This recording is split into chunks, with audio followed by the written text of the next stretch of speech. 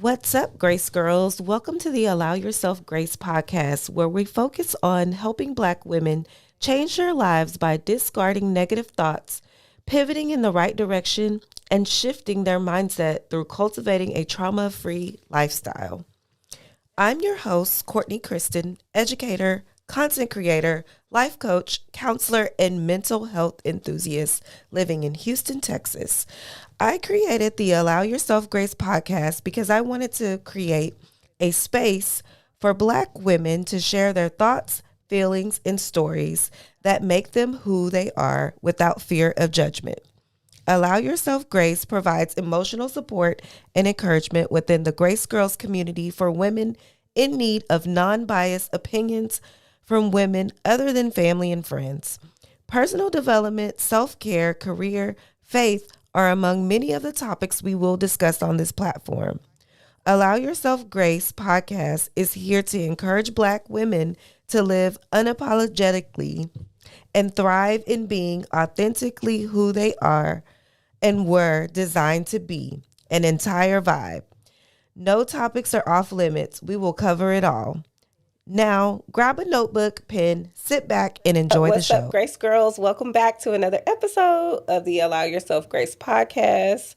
I'm super excited to have you guys back. It's been a minute, but we're back. We're still in the season. Hopefully, you guys have caught up on some of the episodes that I released. I have a guest today, so I'm super excited. But I'm going to start off with our quote. And our quote for today is, "When you depend on someone to make you happy, you give them the same power to make you miserable." Ooh, that's good. When you depend on someone to make you happy, you give them the same power to make you miserable. Okay, guys, let's get into the episode. So I'm gonna have my guest, Miss Lisa Blunt, introduce herself. She is a licensed therapist and a counselor, all around mental health enthusiast. Y'all know I love that for us on this platform. And so, yeah, welcome. Thank you. Thank you very much. Yeah, my name is Lisa Blunt. I am, I guess, fairly new to the Houston area. I'm from New Jersey. I've done a lot of work. So my main thing is, like you said, I'm a licensed professional counselor. I do a lot of work in trauma, a lot with racial trauma, a lot of religious trauma. And my background actually is did a lot of work with people who have been severely and persistently mentally ill, working in a psychiatric hospital and a forensic psychiatric hospital in New Jersey. That was good work. Then I decided that was intense. Mm-hmm. So I decided to start working with people just like you and me. Right. And then just kind of segueing that into harnessing it to make sure we're focusing on our care, our well-being. So I do a lot of work to make sure that Black women are focusing on self-care, emotional wellness in general, just because. Yeah, because we're not taught that, right? We're taught, like, be strong, grow up, make sure you got your stuff together. Don't depend on anybody. Hold your head up. Don't let them see you sweat. Yes. Work 10 times harder than everybody else. Even on your days off. I saw my mom growing up, like on her days off, she would just go wash clothes and I'm like, that's not really a day off. The whole day is packed. Right. I don't think we ever, really had a good example of that. So I love that. Yeah, I just think that's a really important thing, because the other thing it does is it leads us into some of the other spaces for our topic today. Mm-hmm. But we see those things and we think that that's the way that things are supposed to be. So even if we're like, it's a little piece of us that feels like something about this isn't right, it's so modeled for us and it becomes so familiar that it's just familiar. So it's like, this is what I should be doing. This is what it should be, even when it doesn't feel right. And we have to learn to discern the difference. Yeah. And I recently just had to learn how to listen to my body. Yeah. Because, as you get older, your body starts doing weird things, especially when you think you can do the same thing you were doing when you were 20. Like eating and just, doing all the stuff that you would do then. But it's like when you get over that 30, like 35 hump, it's like, okay, I got to start really watching what I'm eating, and I may not be able to do some of the things I was doing the way I was doing them. and your body, like my body literally started to malfunction. And so I'm like, no, something's wrong. And so just making sure like we're paying attention to that stuff is key too. You can jump right in. That's like a super important thing to me because I feel like a lot of people would be like, I'm good, I'm fine, I got this, I'm doing it. One of the important things to realize when you talk about that, I say trust your gut, but sometimes we override it so much that we don't know the difference between what is external and what's actually inside. But the thing is too, when we're saying, oh, I'm good, I got it, I don't have that, I'm fine, nothing is, everything is good, I'm good, smiling and doing all that stuff, it comes out in other ways. Now you're snapping at your kids. Now your blood pressure is out of whack. People think like it's just your food. It's just the food that you eat. But if your cortisol levels are high, your stress remains high, it can put you at risk for diabetes. It can put you at risk for heart disease. So those things. I'm a witness, guys. We say like, we thinking like, okay, I'm fine, I'm good, but it's coming out, it's seeping out in other ways. It is. And you keep telling yourself like, oh, I'm good, like she said, and you're not really good. And that's the same thing I told the doctor. I'm like, he was asking me certain questions and I'm just like, well, I don't really know because I just been like, I'm fine, I'm pushing through. But at some point I was like, okay, no, this is not right. I need to go at least make sure that nothing's going on. And so I think we have to become more transparent and vulnerable. And honest. And honest with ourselves. Like, I'm getting older. I got to start doing a little more to take care of myself. Especially when you have stuff that is in your family that you've seen, like diabetes and high blood pressure. Like, you have to make sure that you're monitoring those things. Absolutely. Yeah, because we feel like, oh, I can't get it. I'm not that old, but we're getting older. Or some people feel like they have to get it. Like, all right, well, my grandmom had it, my mom had it. That means it's hereditary. Right. It's a hereditary and it must be for me to get. But not realizing that if we maintain in the same structure, like just changing our diet a little bit might help. But also, if we're in a toxic work environment, if we're in a toxic relationship, a relationship that is emotionally unstable and unhealthy, that's shocking our system, that's constantly putting us in high levels of stress, in friendships like that, and remaining in connection with family members like that, we blood is thicker than everything. And then and that we think sometimes that gives people the green light to do whatever they want to do. I love that quote that you shared because it goes across the board for anybody. Like nobody gets to treat you better, and you have to set the example for how people treat you through how you treat you. And you have to be your number one priority. But guys, we jumped right in. But it just, all of this is aligning with what we're going to be talking about today. But I kind of want to go back to you growing up in New Jersey real quick. How was that? What was that like for you? This is something I teach my clients. I'd be like, if this is something you can do, and I hope people see this too. This is something that I do under stress. Before I answer a question, I take a breath and I blow it out. But New Jersey is a great place to live. But when I think about growing up in New Jersey and right before I left, I was in a very stressful environment. And that it was just a very intense environment. Very good people that I worked with, but the environment overall in a psychiatric facility and a psychiatric forensic facility is just, it's intense. So growing up in New Jersey though, and I think about the good times, the mix of things, it was good. We had like a candy man. I don't know. Did y'all have a candy man? Yes, we had where you can go buy pickles and cool, what are they called? Yes. Cool cups. Yeah, we did. We had that. We had a man, Mr. Dang, that's going to mess me up because I should know his name. I can't think of it. Mr. Phelps. He used to ride around, and we used to call him the candy man. He used to drive with a car full of candy. We could buy like penny candy from him. We had penny candy stores.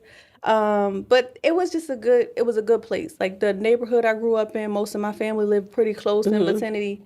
And then, like most people in the 80s, things changed and the structure of the neighborhood changed. We used to be outside jumping double dutch, playing hopscotch and all kinds of stuff.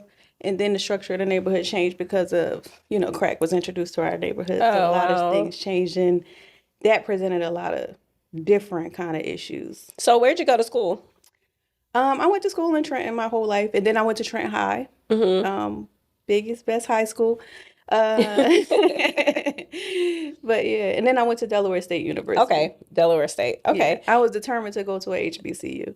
I know I went to HBCU too. I think that's the best decision. For me, I think because I went to like a predominantly white high school that I was like, I'm ready to be around my people. So Where'd you go? I went to Prairie View A&M University. Okay. So I'm from Texas. I'm originally from here. And so, yeah, my high school was all white. And I was like, okay, I'm ready to be, immersed in the culture a little bit. So. That's so funny. My whole life I went to all black schools. And I questioned whether I should go to a HBCU. I don't know. It was the best decision I ever could have made because it was It's like the best. I'm telling y'all, it is unbelievable. literally the best. I couldn't see myself going anywhere else than the HBCU because, yeah. And right now I'm getting to work on a project with some of the alumni for PV, for some of the athletes. And it's just so amazing how you can give back now that you're out. You see the purpose of giving back. I want to talk about how you got into your field. What made Okay. you make that decision? So my mom worked at the psychiatric hospital for almost 30 years. She retired from there and she said, "You cannot work here." And I ended up working in the same That hospital. is But she so told me funny. if I was, she's like, "You can't be a nurse. You got to be a psychiatrist or a psychologist." So I always knew. I got like interested in it. I went on we had so many amazing programs. I mean I had so many amazing teachers growing up. And I'm grateful. Like I look at people's experience now. They didn't have like a lot of black educators in their classroom. They had the most amazing teachers who exposed us to so many things and just taught us things about our culture and things. And it was amazing. We had a program called oh gosh, now I can't even think of the name of the program. But it was a college bound program, and it was Mr. and Mrs. Morris, and they ran that program. But it was a college bound program. They did college tours. So we went. That was one of my first black college tours, and I'll never forget. I got the chance to meet Coretta Scott King. Oh, wow. Yep, she That's sat in the amazing. chair just like you're sitting there right now, like Oh, looking just so man. like regal, like. Wow. And it was another doctor there, and I recently looked her up, and I found out that she passed, but her name was Dr. Gloria. Why is everything escaping me right now? I know this lady's name so well. Anyway, when she came on the stage, she said she was a psychologist, and I was like, she's a psychologist? I don't know if I had ever seen a black woman psychologist before, but she went up there and she said hello in 50 languages before Oh, she said hello wow. in English. And the way she commanded the crowd and the things that she shared, I was like, this is amazing. Like this is the kind of this is the kind of impact I want to be able to have on people. Wow. So that coupled with the fact that my mom was like, you can't work here. And That's funny. so that kind of like led me in the direction. Okay. All right. What do you enjoy most about it? What I enjoy most about that, so I used to teach also. I taught for a few years. And what I enjoy most about each of them is seeing people when the light bulb goes off. When people are in a situation, well, for kids it's a little different because they're just like, you can see them trying to figure it out, and then they get it. They like, and the excitement that they have. But for women like me and you, and they're like, well, and then you could just see them like that aha, like, oh shoot, like I love that because for me it feels like a point of freedom. It feels like what God intended for us to have. Yeah. Like, this is the freedom that we need. So Yeah, and freedom of the mind, like, is so like liberating. Like people don't understand. Like once you get that freedom of the mind, that means you're letting go of all those negative thoughts. You're getting some organization in your life. Like things are finally aligning for you, and you can think clearly. That's the best feeling ever. yeah, The best feeling ever. So I want to get into our topic. Our topic is trauma bonding. So I wanted to talk about trauma bonding in relationships because we hear it a lot. People throw the word around a lot, just like gaslighting and narcissist, all those words people throw around. But I want to dive into trauma bonding because we see so many people leave relationships. And once they leave the relationship, they're like, oh, well, all these things happened to me, and people are like, well, why were you there so long? And I think people don't really understand that trauma bonding is a real thing. And so I wanted to get a professional perspective on, first of all, what trauma bonding is and why people tend to develop these bonds. Well, okay, so trauma bonding is it's a dynamic in a relationship where there's like it's almost like a power dynamic.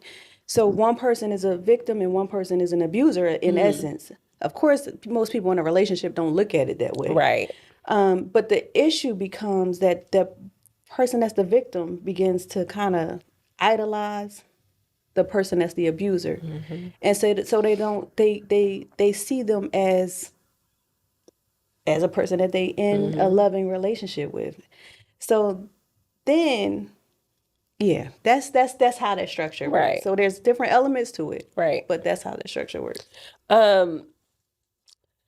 So I know she was going to dive a little deeper. I wish she would have. I'm gonna dive in a little bit. So she talked about them clinging to the person, like kind of idolizing the person.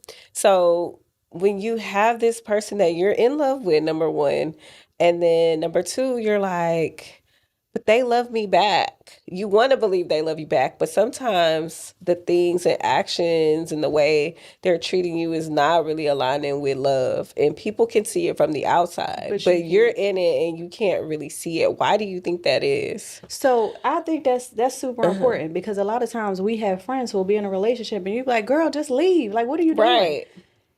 They can't, because one, there's a couple of different things, right? There's an addiction that kind of happens. Like that person who is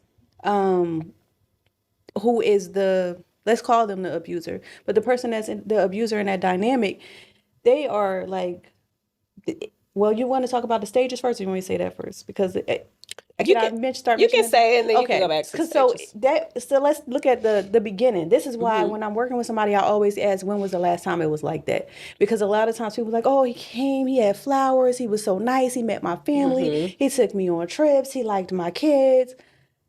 When was the last time it was good like that? And then if you ask, people can't always recall. One. Two, that person, once they do all those things, sometimes they get a person to let their guard down. So now you've wooed me into a relationship. I let my guard down where I would let somebody else, because sometimes people are in these situations and they're like, I'm not going to do that.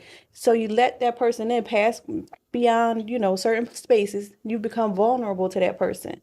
And then that person starts to do things that they start to criticize, or they start to put you down, or they start to say these things, and they kind of distance themselves. And then they may come back again. So even that becomes an addictive pattern that people get caught up in, and they don't always realize that they're a part of an addictive pattern. You're like, he just said he loved me, we were supposed to go get married, or we were supposed to go on a trip, and then he just pulled out. Yeah. And then he came back.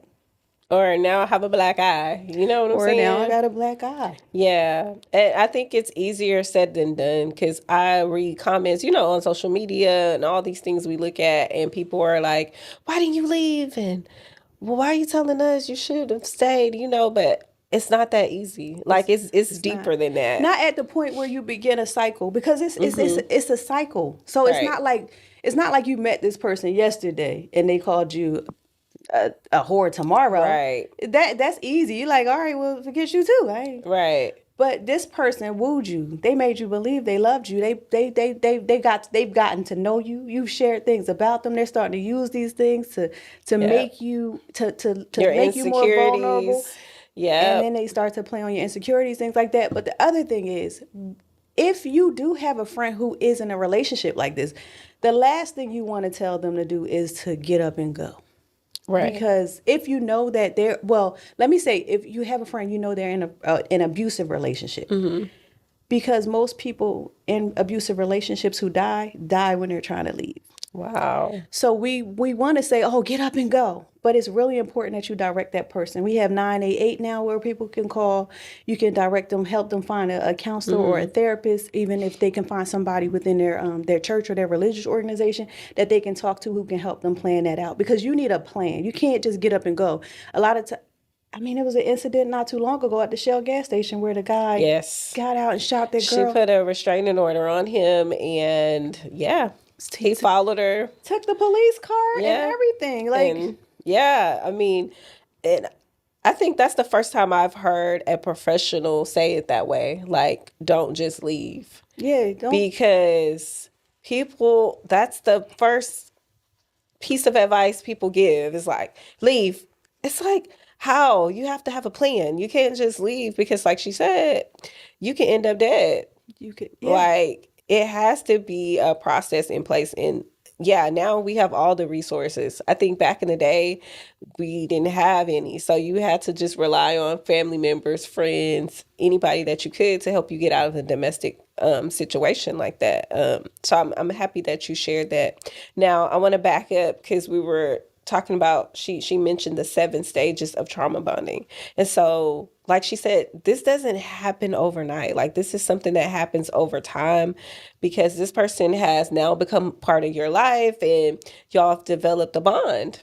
The bond has grown. You may, first of all, once you start being intimate with someone, you automatically develop a different set of emotions. Yeah.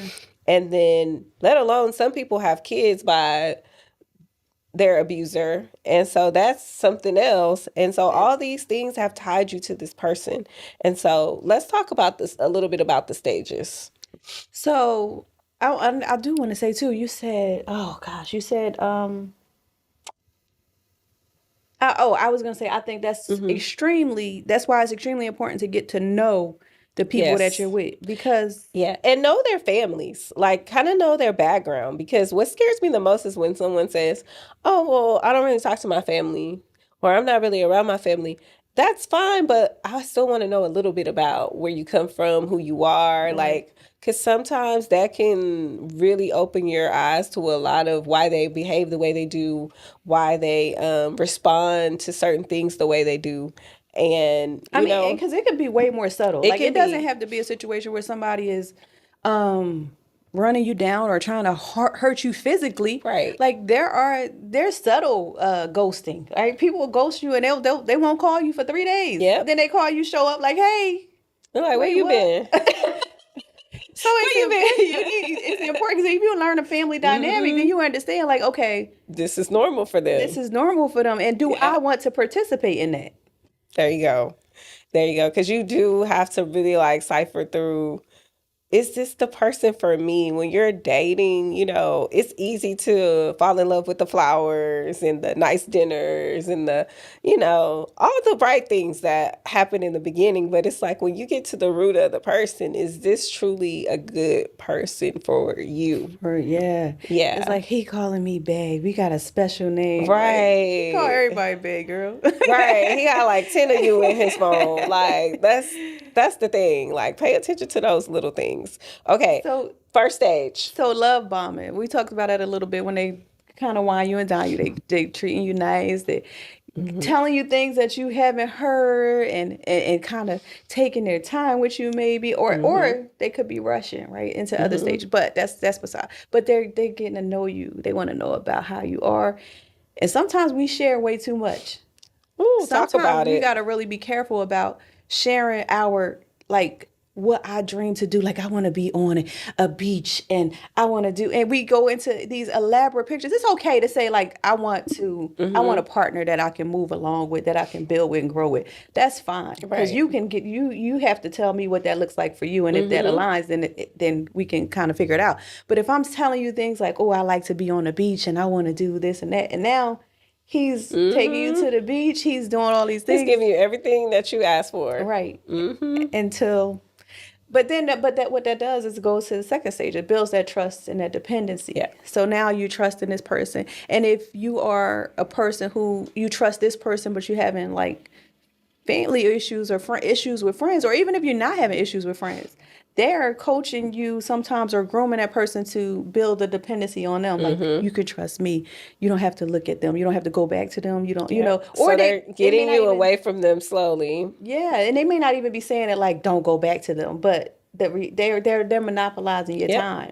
Yeah. I just want to be with you. I just want to spend time with you. And next thing you know, you haven't seen your family and friends for 6 months. Like, where you been at? Yeah. And what that does though is it fosters a dependency on it. It can foster a dependency on that person, because now you're looking. Your family is like, well, where you been? What you doing? Your friends don't want to hang out with you because you've been acting funny. Yeah. And now you're like completely. You start to become dependent on this person emotionally, even or sometimes financially. Yeah. And I think that's the part people miss. Like, we automatically think that it has to be physical all the time, but sometimes it's not. It's those emotional bonds that we develop with people that it's like, this is not healthy. And I think, of course, the physical is easy to recognize, but sometimes the emotional things we miss. Yeah, it's not always Because I as don't have a easy. black eye, so nobody really knows. Yeah, and You people know? don't think that's, that's Yeah. that's not that big a deal. You could easily move away from that, but you don't Right. even realize it's happening. Somebody told me a story the other day where the person they were with didn't ask them. They were together, and they didn't mind so much, but the person put their pictures on social media. They didn't ask him, but they thought it was odd. They didn't. They said he said he didn't mind, but he just thought it was odd that she would do that. And then she didn't. But then she said he asked for clarity on a relationship. She said, well, she wasn't sure, and she didn't necessarily know she wanted a relationship, but she posting pictures on social media. So he's like, okay, That is a little weird. yeah, And usually it's the other way around. It's like the man like not wanting the pictures, on there. So that's different. and then she took him down, Oh, so it was a post and delete. and then she put him back up. Oh God. Yeah, that will run him off quick. Yeah. So Yeah. he was confused because he was into her, and he's trying to get clarity on a relationship, but all the while she's telling him. So this is the gaslighting, right? She's telling him, I don't know if I want a relationship, but you're doing things that people in a relationship do. Like people who not in relationships don't post pictures of them on a date out on social media. Well, they may, but you shouldn't. They won't post the face. Let's say that, because we see a lot of faceless, just the hands or something like that. I mean, you might say I went on a date, but just like I'm posting like we in a relationship to give people the perception of a relationship, but I'm telling you that I don't want a relationship. That's a sign that you just want to watch out for. Yeah, that is gaslighting. Like, don't do that to somebody. And I have men who watch my podcast as well. And so sometimes I focus on the ladies, but it's like sometimes our ladies be doing foul stuff out here. And so it can be men too. So we're not only talking about women with this trauma bonding. It can also be men being, the victim. Manipulated and gaslit. Yep. They're not always the abuser. So I just want to make that clear. Sometimes it's females.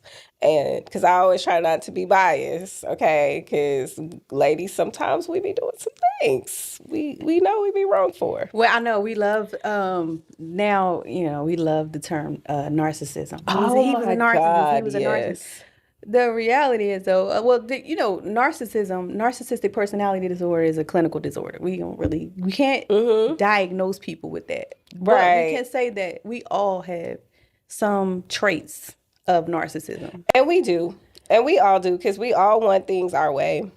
When we talk about like a person who is narcissistic in a relationship, they do some of the same things. You see the gaslighting. Right. You see the idealization.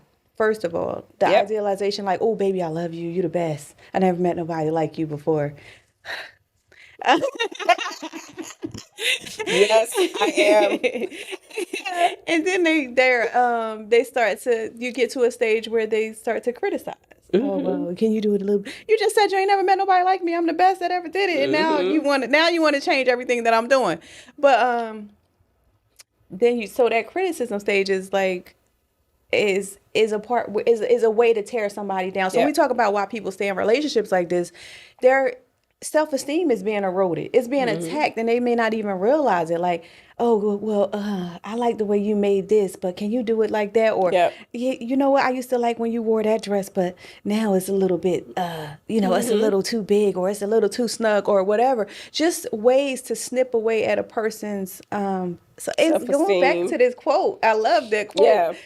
Yeah, that quote is, when I read it, I was like, oh, this the one for the episode right here. Because you don't realize that the things that make you happy can also bring you to a very low place. And you have to find that balance, especially in relationships when you're dealing with, especially if you're single and you're dating, because you're dealing with like multiple personalities. And so you have to be careful with who is into you, but you're not into them. Because that's the thing too. Because I remember when I was single and I'm dating, it's like sometimes you have men who are into you and you're not really into them. Maybe you're like going out to, you're just really just trying to see, but I'm not into you, like into you. And I always say those people fall in love quick. And so those people that fall in love quickly, those are the people you have to be like, okay, hold on. Because you don't want to lead a person on that's already kind of in that space of, we ain't going no further than this anyway. right. You got to be very careful with that. And I think a lot of women, they take advantage of it instead of like backing off. They're like, oh, well, can you do this? Can you do that? And then you have this guy who's doing everything, but you're still dating other people. And then it becomes a problem. Yeah. Well, and it's also what part of it is the other part that's a problem is that we are socialized to be nice, Yes, to be kind, and to if we're advocating for ourselves or if we're saying, hey, wait, I don't, this is about as far as it can go. Oh, she nasty. She was this, she was that. So then we become like, oh, I don't want to tell them. I don't want to say, but we have to begin to implement firm boundaries. And I think what aligns with our values. Sometimes I ask people like, what are your values or what do you value? And we can't always answer. It's like, I don't know, like really what's important to you? What do you value? You know why? Because people struggle with sitting with themselves. And, when you're forced to be alone with yourself, you start to think about what do I really want? Like, what makes me happy? What brings me peace? But unfortunately, there's a number of people that they don't find time to do that. They don't want to do that. I think it scares them. Maybe they have this fear of really, really giving themselves what they want because they've been spending so much time trying to make someone else happy. Yeah. Or they're trying to do for everybody but themselves. Or they feel like, oh, I don't have the time. Or they don't make the time, because sometimes I know I've had moms on here. I'm like, they get up a little bit earlier than their husband, their kids, just to have those 30 minutes. Before the house get moving. Before the house gets moving, yes. And so that takes effort and time. And I think people just don't want to put that in. And so unfortunately, you have a number of people who will never know what they really want.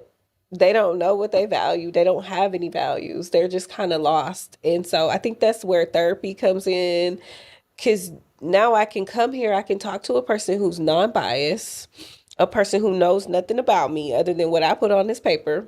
I'm saying that from experience. Other than what I put on this paper. No, it's true though. And, they're kind of analyzing me based off of what I'm telling them, and they can give me a plan that I can implement and put into action. I think that's key. So in the Black community for so long, therapy was a thing of like, what is that? That's for white people. Yeah. We've heard so many different things, guys. And now we're in a space where it's becoming a norm and it's like a thing. And so I love that for us because that means we're becoming healthier as a community. And I think we just have to continue to advocate for it. And so I wanted you to go into a little bit about why therapy is important. One of the reasons why therapy is important is because one of the what you just said. For some people, it's completely normal to wake up the same time your kids wake up, or to wake up your kids waking you up, and not realizing how important a routine is. So one of the things that I push is self-love and self-compassion, because I just feel like as Black women, we are just pushed to a limit. We are pushed to the limit. Yep. We are taught like work 10 times harder than everybody else, or at least twice as hard. And you get half the pay. And be okay with it too. Be grateful for what you do get. Don't ask for more. Don't seem like you being too greedy. Because money ain't everything. Money ain't everything. We done heard that. You don't want to seem ungrateful. You don't want to seem like it's all about money. But yeah, therapy is, like she said, it's something that I think everybody should seek. Because you can think you have all the answers, but sometimes that person can come in, especially from a professional standpoint, and just be like, hey, and your light bulb pops on. And it's like, oh, I would have thought about that. And it's also, it gives you clarification for a lot of things, like you said. I never would have thought about it, or things that just seem so natural because this is the way that it's always been done. You think that Pastor Philip Godot one time. Well, I'm sure this story is around everywhere. It's just where I remember him saying it. He was talking about how there was a grandmother used to cut the ends off meat when she made off the ham or something when she made it. She put it in the pan. And so her daughter ended up doing the same thing. So the granddaughter finally asked, like, why are you cutting the ends off? I don't know why I cut the ends off. That's just what my mom did. So, okay, well, let me cut the ends off too. So finally the next one comes along. She like, oh, I just cut the ends off. She asked the great grandmother, I just cut the ends off because the pan I had wasn't big enough to fit the whole thing in there. So we do these things and they seem like they just a great thing to do. We should just do it because the person before us did it, but we don't realize that there might be some unhealthy patterns in it. There may be some things that just don't serve you. Even if they're not the most unhealthy things, they just simply don't serve you. And we need to make different choices or different decisions that could give us better outcomes to what we want. To find relief, because sometimes we think that we know, but we really we don't have the full idea of or we're not able to articulate all the things that we're experiencing. I had a client earlier this week who was saying, I don't know what anxiety feels like. So I'm asking people, I ask people in therapy, I'm like, well, have you experienced trauma? No. Well, okay, well, tell me, tell me about where you grew up or how what it was like. Well, my dad was arrested after he almost killed my mom. And then I couldn't live with my mom after that. I had to go live with my grandma, but then my grandmother and my grandfather, they got divorced, and then I had to go live with somebody else. You're like, wait, you just said no. Yeah. And then even if it's just being a Black woman in America, like the things that we have to do, like when I was in high school, I could have never worn my hair like this to a job interview. Nope. God forbid I had nappy hair and color too. Like she is way too ethnic, way too out here. We get labeled as out there. We get labeled as too loud. Let us wear some pink hair. We gonna get judged to the max. Your nails. If they're not white, But then and I love her. What's her name with the green hair? What color? The green hair. Green. White girl with the green hair. That's awful. Who that is? I don't think I know. Yes, you do. Oh gosh, every name escaping me today, but it's gonna come to me. But she got Grammys. She's her brother is her sound person, producer, and all kinds of stuff. Is it the girl with the bows? No, she definitely wouldn't have bows. But anyway, but let her do it, and it's the greatest thing since sliced bread. Or let another white woman do it, and it's like they started it, and it's great. They got boxer braids now. That's like cursing, like cursing on platforms. People feel like, oh, you shouldn't curse, but if I'm white, it's okay. Because we have a ton of them that are like, they're filthy rich. They have a large following, and they curse every other word. But for us, it's a problem if we curse. So we're just held to a greater standard. So that's why I think it's important for us to even be able to deconstruct some of these things. We don't even realize that some of the things that we're holding ourselves to these standards that don't even align with our culture. Yep. They don't even align with our values. Like I'm making myself. And it's always they said. It's like, who is they? Who is they? I'm getting this right here. This scar right here is from a relaxer. That's the last relaxer that I got. That's how strong it was. In 2011, I put a relaxer in my hair and it fell on my shoulder and burnt my shoulder. This actually was bigger, and I've had injections in it to bring it down. But the things that we go through, so that we don't have to look like who we are, so that we don't have to deal with the scrutiny of it, but. I think even therapy can be a place where, well, definitely if you come to therapy with me, it's a place. It's a place where we learn to accept ourselves. Yeah. We learn to grow and we learn to embrace ourselves. Yeah.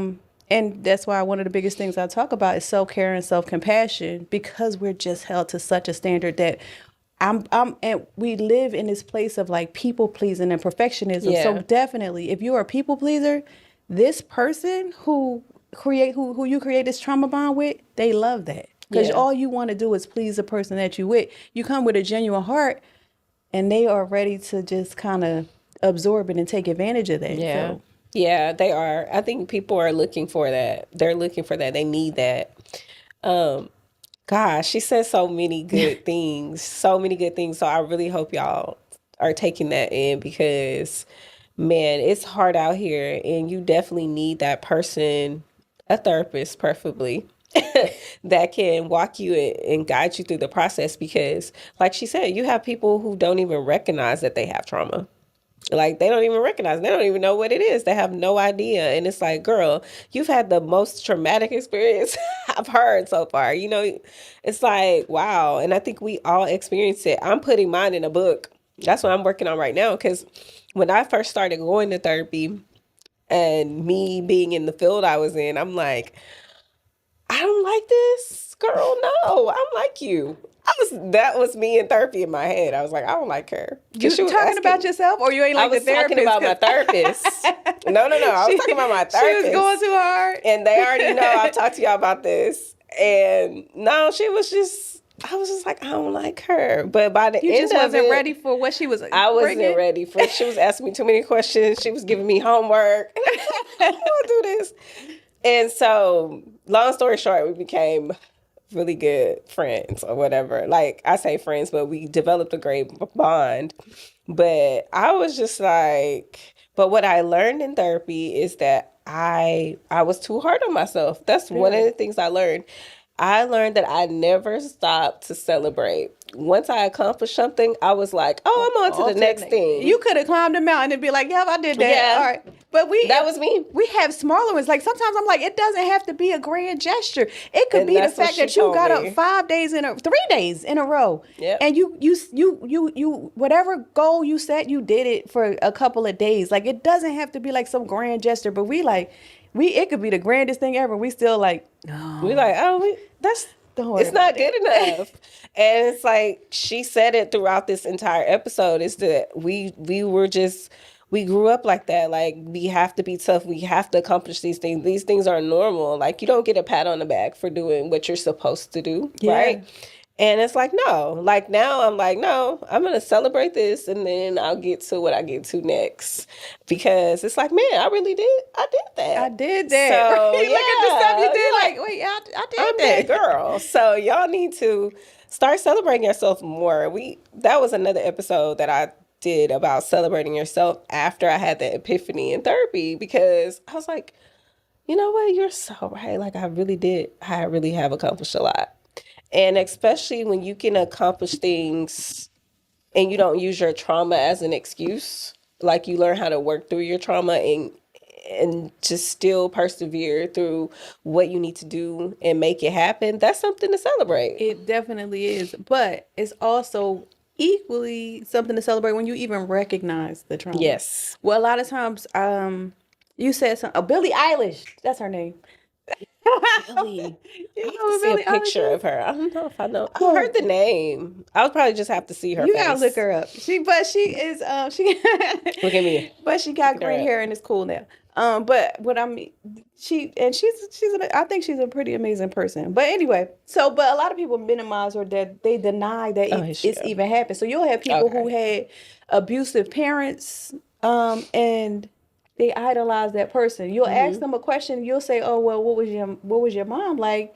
And they'll be like, "Oh, my mom was great. She worked 8 jobs. Well, she worked 10 jobs. She worked 10 jobs. She took care of me and my siblings, and she made sure the house was clean, and she did all our laundry, and she did this, that, and the third." It's like, ain't no way. There's no way that one person.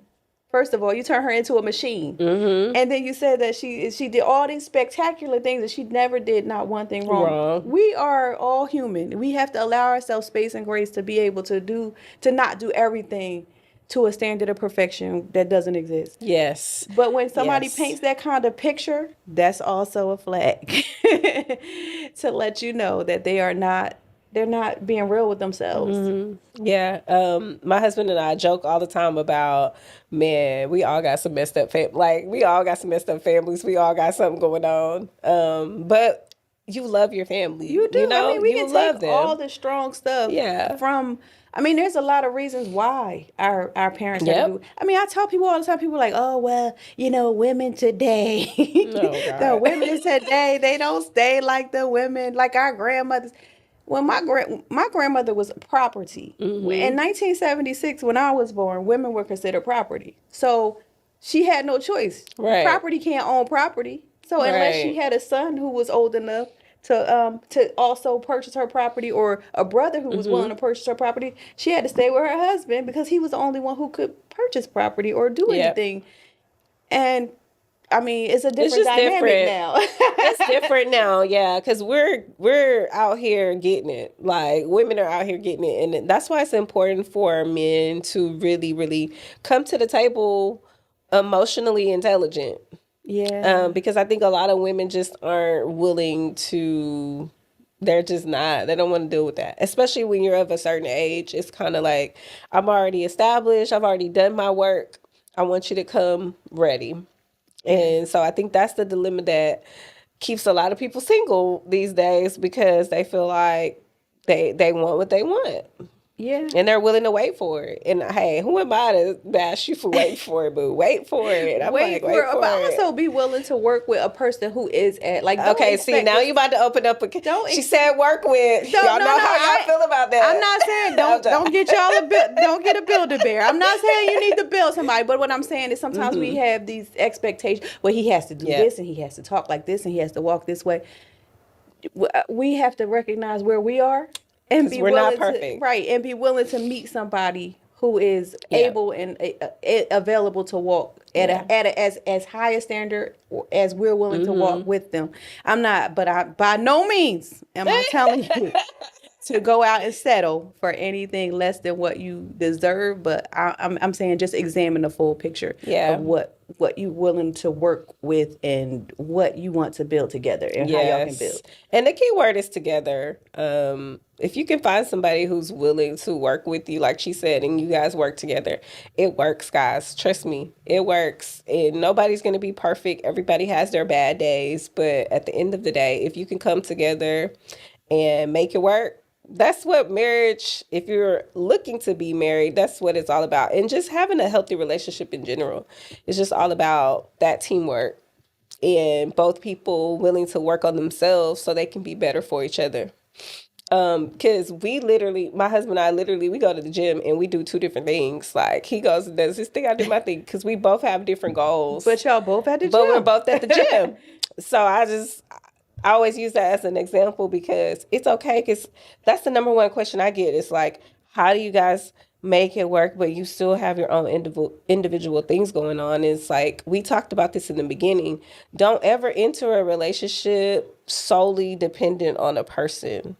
Like, you have to kind of have your own way of thinking, your own way of doing things so that you guys can come together. Because it's easy to develop a trauma bond when you're like, oh, whatever you need me to do, I'm right here. Or like, you're just so like into this person that, like we talked about, you forget about your friends, you forget about this and that. And it's like, you lose who you are. You don't want to ever lose your own identity. So I want to, before we end the episode, I want to get a couple more things from Lisa. I want to ask her about things that people should be doing to avoid finding people that they are easy to develop a trauma bond with. Things people should do to avoid it, like signs or like things they should look for when they're dating or maybe when they're meeting people. Wait, let me mention, because you said you lose yourself, because we didn't mention that. That was one of the seven. That was one of the 7 steps. But I don't think we got to that one. Yeah. The loss of sense of self, and there's also a resignation. Mm-hmm. Like, you can be in a relationship with somebody who is abusive, and because they're so abusive, you're trying to avoid the conflict. Mm-hmm. So you just resign to whatever they say. You give in to whatever they say. So you know it's wrong. You know that it shouldn't be, but because you want to avoid the conflict of a situation, you give in. So you want to be mindful of those kinds of things if you're in a type of situation that you know that this is not a situation that's healthy.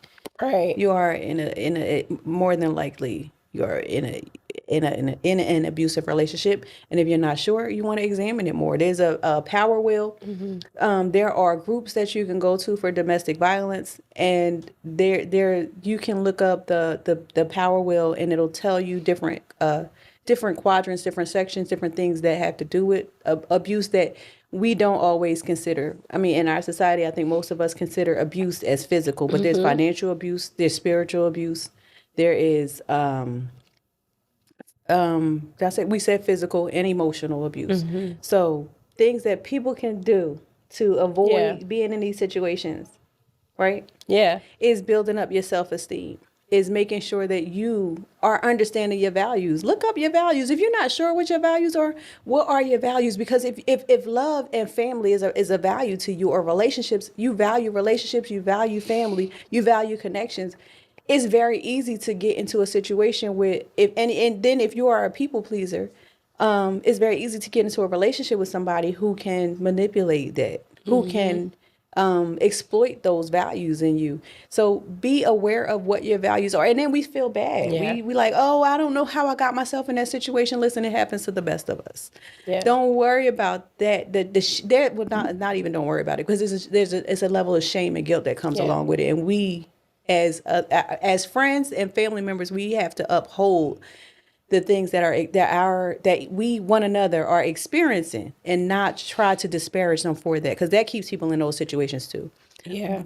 But I don't know if you could ever fully avoid those situations, because just sometimes they happen, but you can be so much aware that this type of thing, and actually you it's not necessarily that you can avoid it, because people who are attracted to you are attracted to you, but what you can avoid is prolonging any kind of conversations with this person or extending relationships with this kind of person.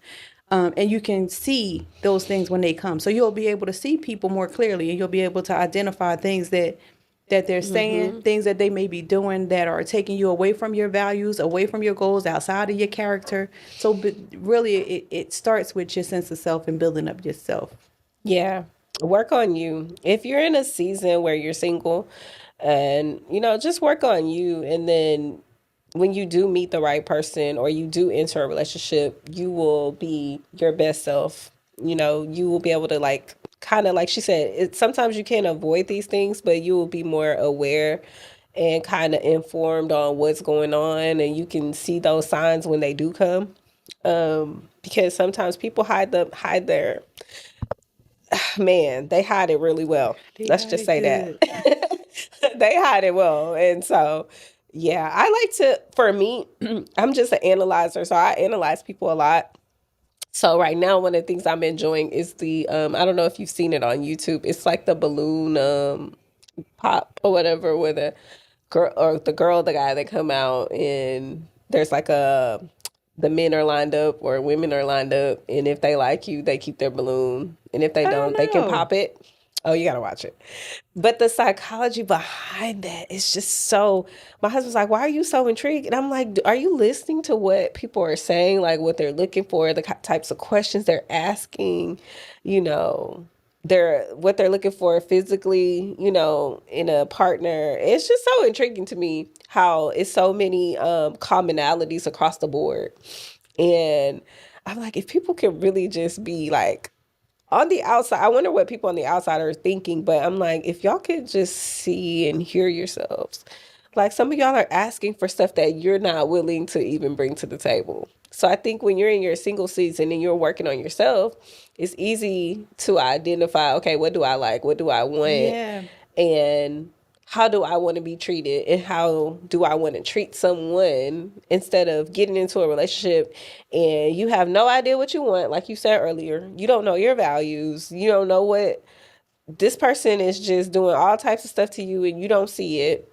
Everybody can see it but you. So those things, like making sure that you're informed and making sure that you're going to therapy and just doing all the things you need to do to be a healthy person.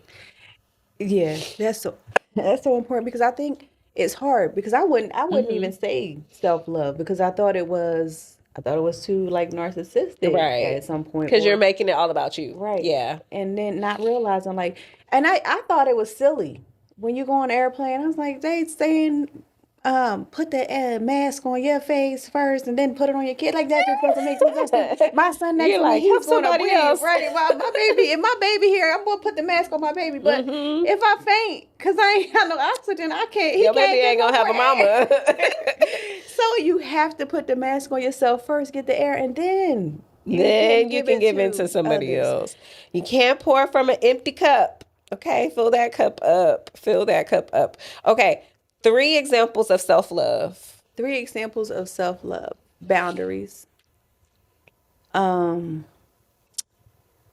love to say expressing your own needs, expressing your needs. I mean, that's something that we struggle with, but expressing our needs, putting boundaries in place, and being clear, becoming clear about who we are, what we want, and what we want to see.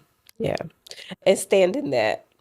And if you get with somebody, they're going to make sure you stand. They're going to make sure, if they really love you, they're going to make sure that you're loving on yourself. And that's something I learned in my marriage recently, is that this person is making sure that I'm loving on me. Like, go do what you need to do for you. Like, go do. And I was like, no, but I need, and they're like, no, go do what you need to do for you. Like, if that's what makes you happy, if that's what you need to do, you need to go do that. And so I think when my husband started to make that a demand, like, you need to go do what you got to do for you.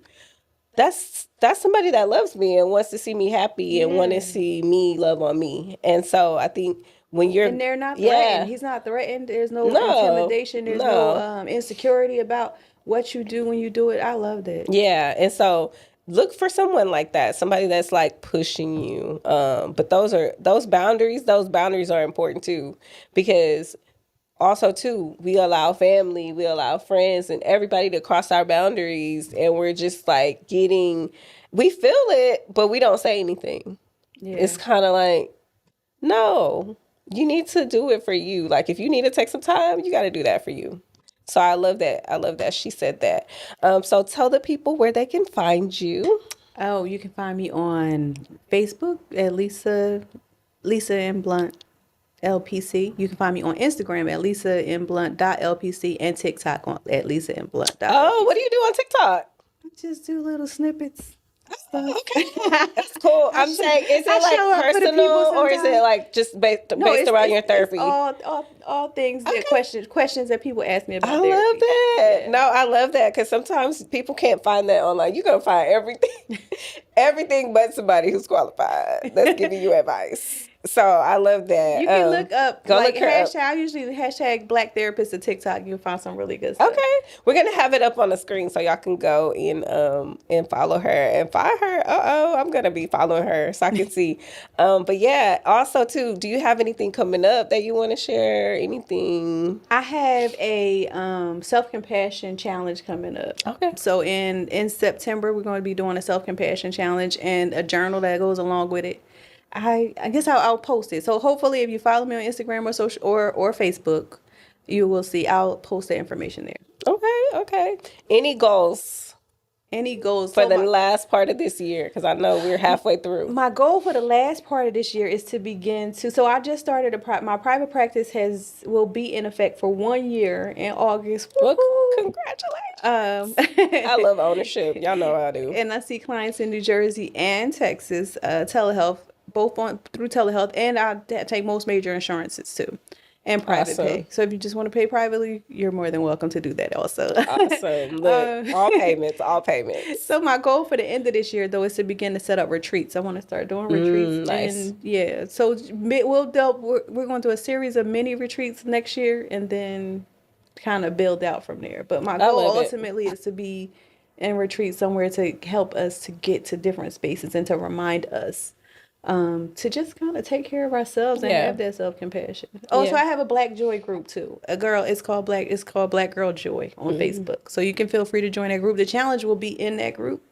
So anybody who wants to join, as long as you can pass those questions. Don't come in here acting crazy. Boundaries, you're going to get kicked out. I love it. Also, lots of good things going on. I'm definitely going to go and join the community. I'm going to see if I can pass the questions, y'all. But yeah, go follow her. I'm going to have all of her information up on the screen. If you're looking for a good therapist, she takes all forms of payment. Y'all heard what she said. If you got insurance, great. If you don't, you can still come and see her. Because I think people do worry about that sometimes, but she takes both. Yeah, so I want to thank you so much for taking Thank you. time to come and chat with me and just sharing your expertise. Did you have anything else you wanted to add? I do want to say one more thing. I'm glad you asked. No, go ahead. I saw your eyes moving. There is, if you're a person who is in a relationship, or you're in a relationship that is trauma bonded, and you're not sure, you're in an abusive relationship overall, and you're not sure what to do, you can connect with, like Courtney said, connect with a therapist, or you can start doing some things too. Try to take walks. Try to make sure you're doing some stretches. And these things don't, of course, they don't help immediately with the relationship, but they do help clear your mind a little bit and help you get a little bit more settled. So making sure you're taking walks, sometimes being out in nature. Sometimes you might have to get up a little bit early, like Courtney mentioned earlier. You get up a little bit. If your kids don't get up until 7, it might be a sacrifice to get up at 5. And if you're not a morning person, it might be a sacrifice to stay up until 12. I don't know whichever one works for you, but making sure you make that time for yourself. Also, making sure you there was something else that I wrote. Oh, regular exercise and a balanced diet. Making sure you're watching the kind of foods you eat. How is it affecting how? Because the foods we eat affect how we feel, affect how tired we are, affect how much energy we have. So making sure you're watching those things, and also regular exercise. That is, look, I'm over here going like this because I literally been going to the doctor for the past 3 weeks because, yeah, your diet can really take a toll on everything. So that's definitely a good thing to remember, guys. Make sure you can't eat everything. You just can't. Courtney. It tastes so good. It tastes so good here, though. It tastes so good. I was going crazy, y'all. But yeah, I'm back in line. 'Cause I'm like, I don't got time. But yeah, it can really just affect your mood though. I didn't realize that, like, you're so tired. I'm like, well, I want to take a nap. Like, I need to be working.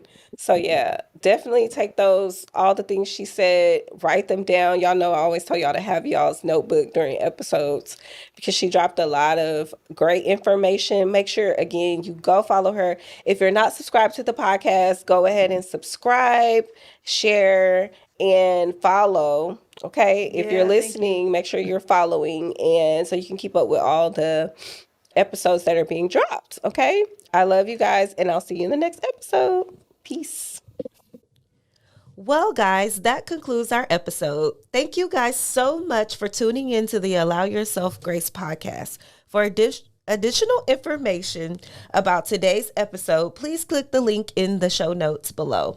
To learn more about our Grace Girls community and other resources we have to offer, head over to www.allowyourselfgrace.com.